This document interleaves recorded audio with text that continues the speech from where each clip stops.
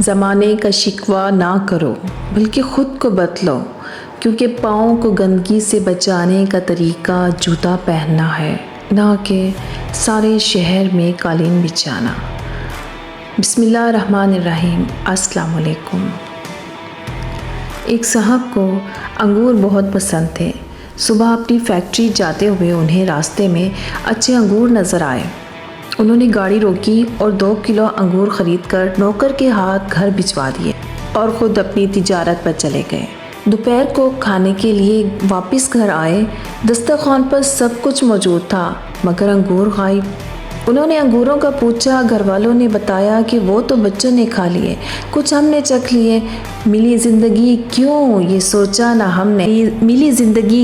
سوچا نہ ہم نے، زمانے کی صورت جیے جا رہے ہیں۔ سکون کیوں میسر نہیں اس جہاں میں، سکون بے قراری دیے جا رہے ہیں۔ ہوئے ختم اہل کرم اس سمے سے، بشر ہی بشر بس ہوئے جا رہے ہیں۔ فقط کیوں زمانے کی پرواہ رہی، اب خطا پر خطا ہم کیے جا رہے ہیں۔ معمولی واقعہ تھا مگر بعض معمولی جھٹکے انسان کو بہت اونچا کر دیتے ہیں اور اس کے دل کے تالے کھول دیتے ہیں۔ وہ صاحب فوراً دسترخوان سے اٹھے، اپنی تجوری کھولی، نوٹوں کی بہت سی گڈیاں نکال کر بیگ میں ڈالی اور گھر سے نکل گئے۔ انہوں نے اپنے کچھ ملازم بھی بلوا لیے۔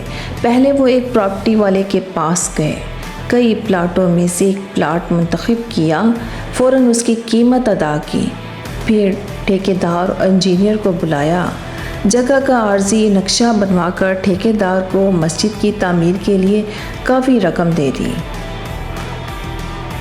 اور کہا 2 گھنٹے میں کھدائی شروع ہونی چاہیے۔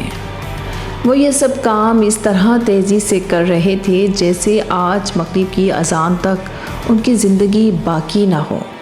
ان کاموں میں ہفتے اور مہینے لگ جاتے ہیں مگر جب دل میں اخلاص کی قوت ہو، ہاتھ بخل اور کنجوسی سے آزاد ہو تو مہینوں کے کام منٹوں میں ہو جاتے ہیں۔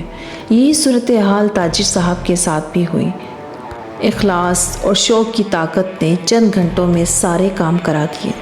بہترین موقع کا پلاٹ بھی مل گیا، اچھا انجینئر اور اچھا ٹھیکیدار بھی ہاتھ آ گیا اور مغرب کی اذان سے پہلے کھدائی اور تعمیر کا کام بھی شروع ہو گیا۔ شام کو وہ صاحب واپس گھر آئے تو گھر والوں نے پوچھا کہ آج آپ کھانا چھوڑ کر کہاں چلے گئے تھے؟ کہنے لگے اپنی اصلی گھر اور اصلی رہائش گاہ کا انتظام کرنے اور وہاں کھانے پینے کا نظام بنانے گیا تھا۔ الحمدللہ سارا انتظام ہو گیا، اب سکون سے مر سکتا ہوں۔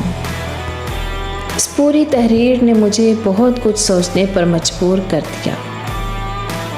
اس سے پہلے کہ روح کا پنچھی جسم کے پنجرے سے آزاد ہو جائے اور جسم کا پنجرہ خالی رہ جائے اور اسے لوگ منو مٹی تلے دفنا دیں، اپنی آخرت کی تیاری کر لیں، ٹھنڈے دماغ سے سوچیں ہم کتنے گناہ گار ہیں اور وہ اللہ کتنا مہربان۔